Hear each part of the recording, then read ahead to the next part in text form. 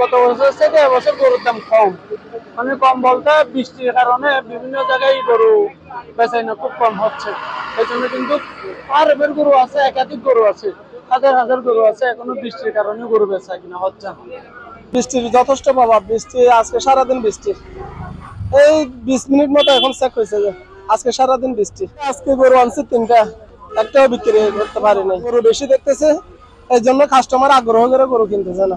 আমরা মনে হয় বৃষ্টির কারণেও বাজার করতে পারবো না, মানে বৃষ্টির কারণে যে পরিস্থিতি খারাপ, আমরা মানে সব দিক থেকে মানে খারাপ দিকে আছি, মানে ঠিক মতো ক্রেতারা বাজার আসতেছে না। বৃষ্টির কারণে বাজারে গরু অনেক, কিন্তু কাস্টমার আসে নাই। ন্যায্য মূল্য ভাবে কেউ দাম মূলাচ্ছে না, তবে ভাবে কিনা সন্দেহ আছে।